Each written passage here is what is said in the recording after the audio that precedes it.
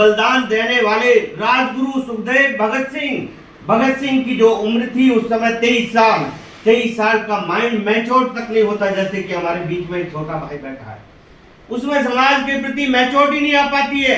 उसे करने क्या होता है, पेरेंट्स पे डिपेंड होता है।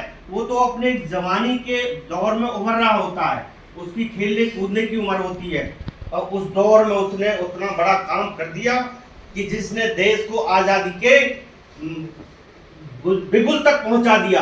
1947 की आजादी राजगुरु सुखदेव भगत सिंह, चंद्रशेखर आजाद, सुभाष चंद्र बोस, कितने ही ये जो क्रांतिकारी नेता थे उस दशक के क्रांतिकारी जो शहीद थे, उन्होंने आजादी का जो बुगुल फूका तो उससे अंग्रेजी हुकूमत के पैर कांपने लगे और हमें आजादी समय से पहले मिल गई, जो 1948 में मिलने थी।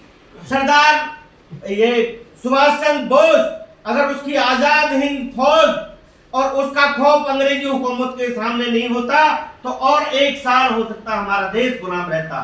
लेकिन उस समय एक क्रांतिकारी इतने योद्धा पैदा हो गए कि जिन्होंने जान कुर्बान करने में बिल्कुल भी हिचक नहीं दिया, और वो देश के लिए अपने आप को न्योछावर करने के लिए पूरे देश के अंदर, देश के कोने कोने से आजादी की मुहिम लगाई। और उस समय देश की एकता, अखंडता और देश का धार्मिक सद्भाव, जातिगत सद्भाव वो चरम सीमा पर था। एक ही चीज थी कि हमें अंग्रेजों से देश को आजाद कराना है। हम सब की जाति एक है, धर्म एक है और हम सब हिंदुस्तानी हैं। पिछले 200 साल से ये गोरी चमड़ी के लोग हमारे मुल्क पर शासन कर रहे हैं, और देश का जो सोना है, सोने की चिड़िया कहा जाता था हिंदुस्तान को, सोने को लूट करके ले गए, लूटने के संसाधन जुटा लिए, ट्रेन के लिए ट्रैक बना दी गई, समुद्री जहाज, हिंदुस्तान में जितना सोना खनिज जहां जो मिला उसको लेकर के समुद्र पार ले गए, और आज भी वो मुल्क पूरी दुनिया पर शासन करता है। क्यों? कि उसने भारत जैसे सोने की चिड़िया को लूटा था। हिंदुस्तान की सीमाएं जो आज Afghanistan, Indonesia, Malaysia, Burma, Nepal ये सब देखते हो, हिंदुस्तान की इतनी बड़ी सीमाएं लगती थी, उसे भारत वर्ष कहा जाता था और वो सोने की चिड़िया थी। लेकिन समस्या क्या थी कि छोटे छोटे टुकड़ों में बटा हुआ था।